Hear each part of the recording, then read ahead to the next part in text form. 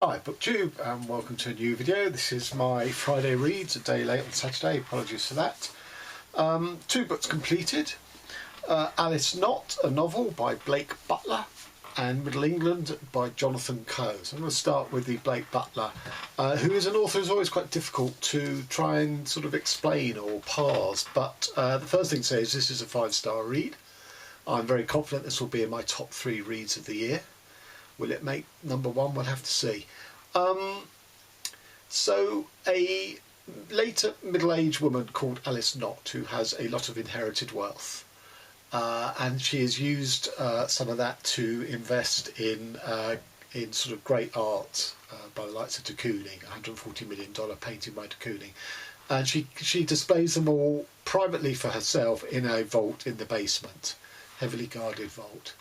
And she likes the fact that, this is art that only she can see, no one else in the world can see, apart from obviously sort of images online and stuff, sort of reproductions of them online in digital form. But she likes that sort of sole ownership. But the book starts with there's a theft of the paintings in her vault. Someone has managed to get in and replace the paintings on the wall with a mirror, and a viral video starts doing the rounds of these paintings being destroyed by fire, and because they're viral, that sort of starts sort of huge interest and copycat violence against other art throughout the world. So that is the sort of the framing of the novel, and it asks questions about art, but actually the key thing is that mirror that has replaced the art on her vault, because this is a study of Alice Knott's psyche, and it's the study of anybody's psyche really, all the things that go to make it, because she's reached sort of late middle age, and she's struggling to reconstruct who she is now by drawing on her past. So the book is considering all the time this relationship of past, present and future. And in order to unlock the question of who you are now, you need to refer back to who you were in the past. But those parts of you are complete. They are inaccessible. You're not that person anymore, even though that person helped to form the person you are today. So there's this sort of constant tension and constant shifting. Even the mansion in which this vault was, her mansion, that is ever shifting. The architecture of it is never stays the same, or at least is not recognisable from day to day, minute to minute to her. Very similar to House of Leaves, as is the theme of sort of mental illness, which I think is, perhaps one explanation for this. And another book this reminded me of was David Markson's Wittgenstein's Mistress, because it's a book about solipsism.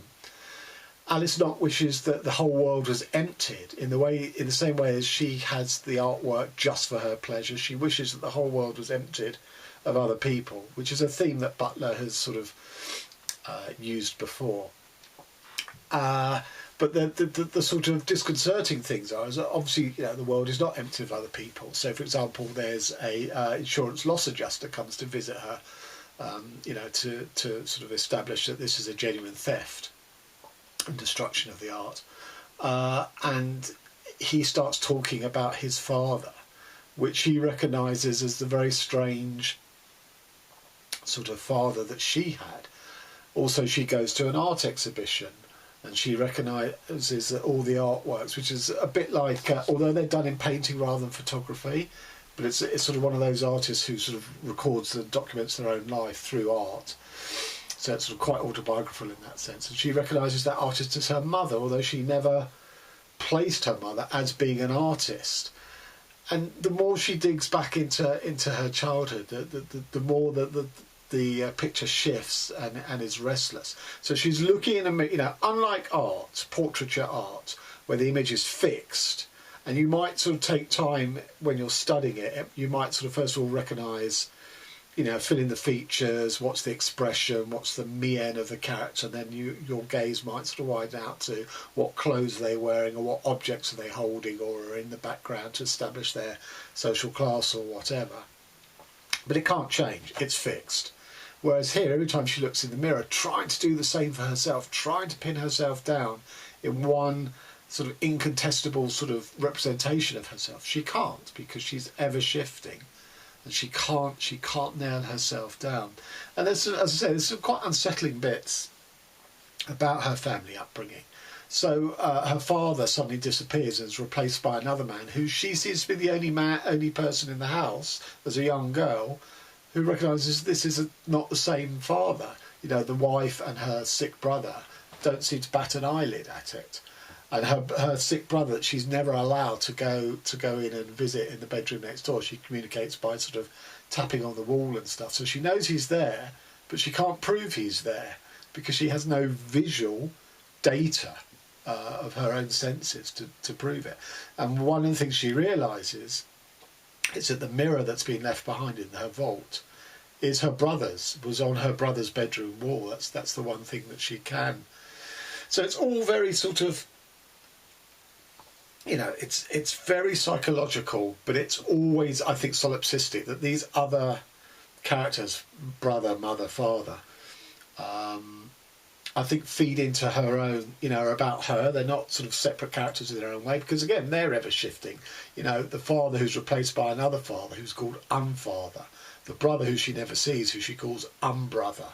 So these characters, you know, they may even be figments of her imagination, which is again why I say the Wittgenstein's Mistress is I think a point of reference to this book. And the third book that I would say sort of dovetails into this bit is the portrait of Dorian Gray. Only it's not an actual portrait, as I say, it's her looking into the mirror. And I just think all round this is a fabulous, fabulous book. You know, his language isn't difficult, but it has this sort of, you know, amazing effect. You know, right towards the end of this novel, I found myself, in the same way as Alice Knott was sort of, you know, every sensation, every perception was moving on her self-image and what she took herself to be and what she took the reality around her to be. I found myself as a reader doing the same for me through the power of Butler's writing, through how he was, you know, sort of dissecting this character, and I found it sort of viral. I began to do it myself, and you know, it's quite a discomforting feeling in a good way. You know, it's a very, very rare reading experience for me to be sort of immersed in the book so much that it actually translates to my life external to the book. I mean, it was only a brief, you know, moment. As I say, it's towards the end of the book, as I think there was an acceleration of Alice's sort of refractions on self. You know, it's almost like looking in the broken mirror, all the different sort of shards, all the different images each shard holds. That was accelerated towards the end of the book, and I think I got very much swept up and sucked into that. But I'll just give you an example of his writing. Driving seems easier than she remembers, because she's discovered her late father's car in the garage after many years. Driving seems easier than she remembers. Emotion still harboured somewhere in her habit's memory, awkward mostly in how the world beyond still defies her direct recognition, even miles out. No familiar landmarks or significant visual stretches looming up from the landscape in her mind. Spaces move past her, continuous patches of blurred terrain, never standing out long enough to inform her present position, her blinking cursor in the open document of space and time. There's so much world out here, she finds, and so much empty, so much alike and just the same, not even any other passing cars. The night is wholly silent besides the rushing wind and the ongoing canny voice of GPS, which she relies on blindly, finding pleasure in following its instructions towards a future destination apparently already entered, bearing out the continuing surprise of each new turn, each step in the dictated directions, arriving just as quickly as she fed them into the last, only to disappear again as somewhere she'd once been. She's hardly even really driving, she realises, as each time she notices where she is, she can't remember having acted, for which she feels thankful, already unsure which lever to turn or knob to press to make the car do anything. So I think even in that one paragraph, all of these themes are together. So the external world being empty, as she would wish, You know, the actions of her past are directing her. She hasn't set the GPS, but it's already pre-programmed to her mind. It's just, and you know, the fact that she can't get any sort of landmarks of herself. You know, she can't plant a flag and say, this is me, this is where I've come from, this is what I own, you know, despite all this money. I just thought this was a fabulous, fabulous novel. It does have echoes with Butler's other novels, but I think it's far less gratuitous than some of those in terms of the violence and the sort of psychotic nature of some of the characters, such as in 300 Million. This character is utterly gripping as she, you know, grasps for where, you know, who she is and unravels at the same time. Plus the whole art, you know, destruction of art thing is really, really interesting. It reminded me of the real life, the KLF, when they set fire to £1 million, a suitcase of £1 million of money that they made in royalties, and, you know, filmed it, but only a clip of it, you know, and is it, you know, was it a hoax, is it true? This book is really interesting. It's the KLF, Chaos Magic and the Band Who Burned £1 Million by John Higgs, because it does show them angsting the whole time in the lead up to, you know, they travel up to one of the Scottish Islands, off the Highlands, sorry. And the whole time they, you know, should they go through it? They're really not sure, because obviously £1 million could be used, yeah, donated to charity or whatever. But you know, they are sort of tricksters, and ultimately that, you know, if they did genuinely burn the money, ultimately that's the motivation that ran through. But the same ideas of, you know, it's burn, you know, an act of absolute profanity, you know, of destroying sacredness. In this case, it's money. It's only sacred because what else it could do. Here, I think the point about destroying art, one of the things about destroying art here is, you know, people die, you know, we have finite lifespans, whereas art, you know, will remain on the walls of galleries long after we've gone. You know, art is sort of immortal. And of course it's about creation. And here, setting fire to it is an absolute act of destruction, and means that the art is not immortal. The art is finite as well. So, as I say, just fabulously stimulating read. And on to the other pole, Middle England by Jonathan Coe. I've never read Jonathan Coe. I had seen The Rotters Club, which I didn't realise this forms a third in a trilogy with. I saw The Rotters Club on a BBC TV dramatisation of it. And Coe writes in the back of this that he had no particular hankering to continue after books 1 and 2, but the whole Brexit thing, he's thought, he needs to bring some of these characters back to populate the Brexit debate. And that's the problem with this book, is that everybody has a position. You know, they're not real characters. You know, they have love lives, you know, should they keep their marriage together, or, you know, should you step out on your marriage, and all this sort of stuff. But it's very much to try and humanise sort of cardboard characters who are really there to sort of represent opinions, such as all the, you know, the two parents, you know, in old age, they're both racists, because apparently that's how the Brexit vote divided between young and old, rural and urban, you know, north and south, and all this sort of stuff, which is just sort of gross simplifications. I had no desire to read The Rotters Club, and, you know, having encountered some of the characters from there in here, even more so, I don't want to read it. And the other thing is, you know, this is very recent history. I lived through it all, so there's an element of tick boxing in the writing. You know, everything that happened between 2015 or 14 and 2017, it's all in here. You know, I like everyone else, lived through it. This book adds nothing other than recognition. Yeah, I remember that. Yeah, that's how it happened. So, you know, the language itself isn't extraordinary enough to lift that sort of stuff off the page. And all I'm doing is mentally tick boxing, going, yeah, he's covered that. So you get the 2011 riots, you get the assassination of a female MP during the campaign on Brexit. You know, there's a sort of transphobia student case against a lecturer in here. You know, all the fun of the fair that you'd expect is in here. The only exception is because there was an event in here which I hadn't bothered familiarising myself with, which was the opening ceremony of the 2012 London Olympics, where Danny Cannon choreographed this sort of, how do you represent Britain in modern dance? And, I had no interest in that. But it is well done here for me, because all the characters are sat at home on their sofas or wherever they are watching the ceremony, and despite because of their sort of inherent political positions, they're all having different reactions to it. So the whole gamut of the ones of possible reaction to it are covered. And because I wasn't familiar with, I know some of the bits, like the Queen jumps out of a helicopter in the arms of James Bond and all that, but that was quite enlightening to me, because I wasn't familiar with it, or by choice, and the way that it truly was a spectrum of all the characters' different opinions. So that worked, but that was the only thing that worked for me, because otherwise, as I say, it was an event. So for example, one of the characters is a university lecturer, and obviously the transphobia claim against happens against her.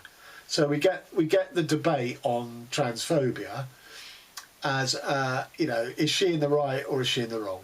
So none of the other characters are really brought in, because it's they're not at the university, apart from the one who brings the charge. They're not at the university. So unlike the opening ceremony, when you get the whole cast of characters' viewpoints, here you only get for and against, because it only affects one character, and it's just really unsatisfactory. I'm just going to give some examples of what I mean about how this book is all about ladling in the ideas and the political discussion at the expense of the characters. So one of the main characters is Benjamin, who is is able to retire in sort of early midlife, and wants to be a writer, but is a bit too feckless to actually do anything. Although in the process of this book he does. But if he's one of the characters from the other two books, he's profoundly uninteresting, I have to say. Benjamin didn't answer. He was looking ahead at Lois and Christopher, walking arm in arm in a way which almost gave them the air of a happily married couple. He was annoyed with his sister for making that sarcastic comment about the dearth of TV channels in the 1970s, which undermined, without her realising it probably, one of his most cherished early memories. It was still a cornerstone of his belief system that Britain had been a more cohesive, united, consensual place during his childhood.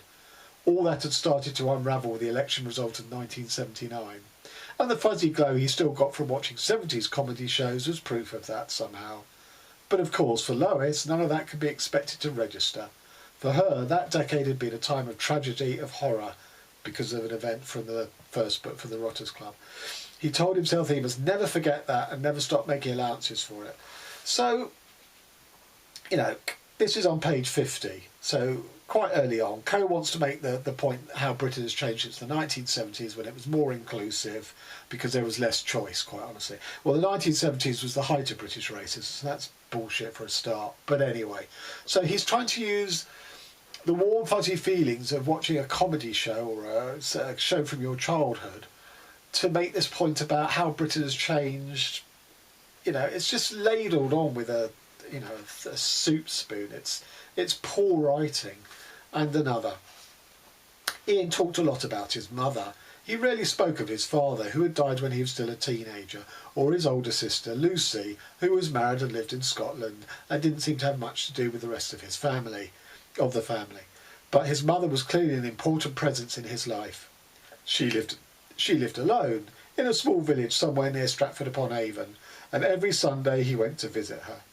Sophie, who was inclined towards over-analysis of her relationships anyway, but especially so in this case, as she was determined that this one should not fail, vacillated in her mind between finding their closeness touching and finding it alarming. It seemed of a piece with Ian's thoughtful and generous nature, certainly. At the same time, was it really healthy for a 37-year-old man to see his mother so regularly, to speak to her on the telephone so often? Again, just heavy-handed. Okay, we're being introduced to Ian, who's going to be Sophie's husband in time, and one way to look at a character is to look at their parents, or in this case his mother. So it's a perfectly legitimate, device, but it's just done so badly. So talking about the mother, she lived alone in a small village somewhere near Stratford-upon-Avon, and every Sunday he went to visit her. That's fine. Sophie, brackets, who was inclined towards over-analysis of her relationships anyway, but especially so in this case, as she was determined that this one could not fail, close brackets, vacillated her mind between whether he's a mummy's boy or not. It's just crass writing. Sophie is this. Sophie and Benjamin are the two main characters, an uncle and a niece, and the two main characters in this book. And that is Sophie. Just that whole bit in parentheses about who's inclined towards over-analysis of relationships anyway. That is the author telling you, not showing you. Now, I'm not particularly beholden to the show don't tell, but that is just clumsy. And another one.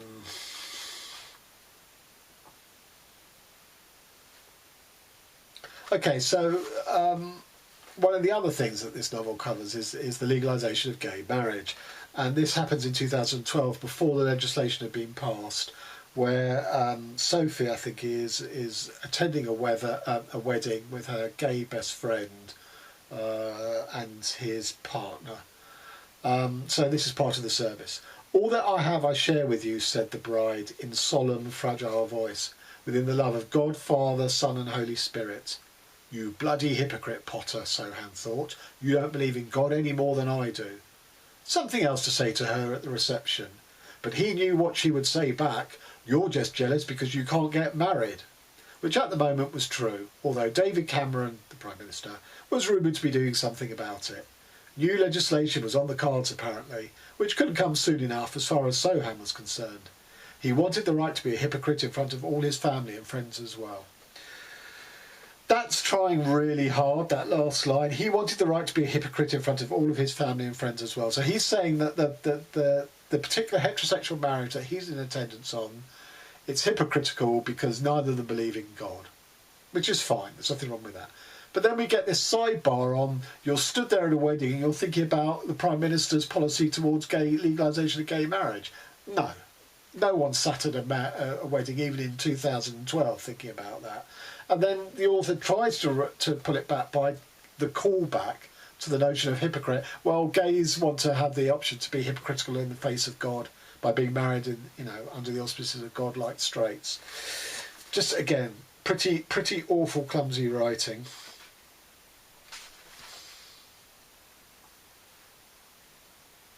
Right, so this is Doug, who's a Fleet Street, major journalist, and he has periodically throughout this he has to write these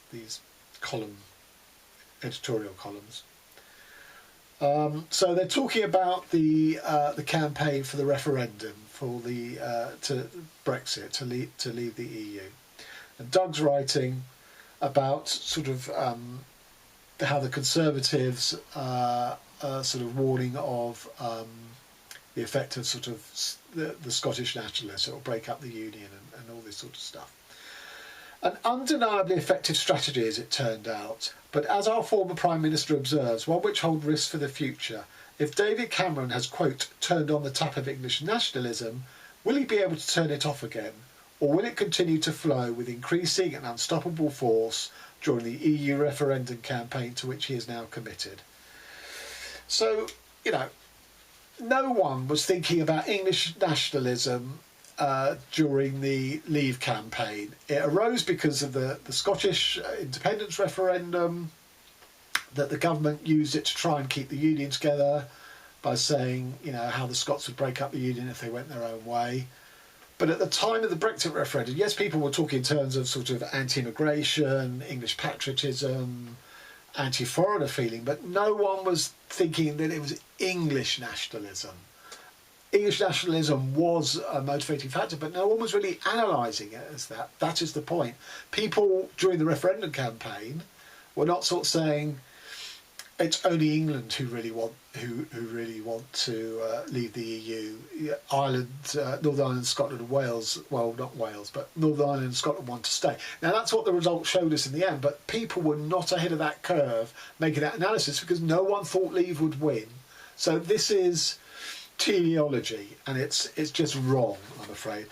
I will say that this book, coming back to that idea of sort of tick boxing of events that I lived through, I actually think if you're interested in this period in British history, and it is an interesting period because we basically, you know, stabbed ourselves in the face repeatedly. I think if you're from outside the UK and you're interested in this period, this is actually quite a good book to sort of key you in on what happened and what people were thinking. It's done in a bit sort of ham-fisted way, as I say, because characters are sort of represent positions. I just don't think if you're British and you've lived through this, it's terribly interesting. And finally, again, just as an example of bad writing. So this is small talk around a sort of a dinner table, and it's slightly awkward. Finally, Benjamin said, "I don't like Trump, do you?" "Nope," Charlie said. "Can't stand the bloke." Benjamin nodded. With the political discussion out the way, he followed his original instinct and returned the radio to be greeted by the opening bars of Brahms' clarinet quintet. It was a calming accompaniment to the rest of their meal. Well, you know, "I don't like Trump, do you?" "No, can't stand the bloke." Well, that's hardly sort of, you know, analytical. And then with the political discussion out of the way, well, no, it isn't, because that doesn't even rate political discussion. That's just, you know, idiocy. And to me, just demonstrates the dearth of good writing. Now, Jonathan Coe is a highly respected author in the UK, probably on the back of Rotter's Club. But, you know, I have no desire to read him at all. You know, and it makes me frustrated again that, you know, I'm always on the lookout for good political novels and a good Brexit novel. And I've read a few now, and all of them fail to deliver. It's difficult writing a political novel about a whole country when you want to analyse, you know, the state of the nation or what people are thinking when they go to vote in a referendum, you know, because it's very hard not to sort of, you know, lump whole groups of people together when they may not be thinking exactly the same thing. So it is a tough ask, but it must be possible, and this book falls way, way short. And finally, on to what I'm currently reading. So this is the new David Mitchell book, Utopia Avenue. It's a book about a 60s rock band. I'm about 148 pages out of 560 through. I'm not going to say anything about it now, except that obviously music is my thing, not 60s music so much. But anyway, I'll let you know how I get on with this. So, thank you very much. Till next time.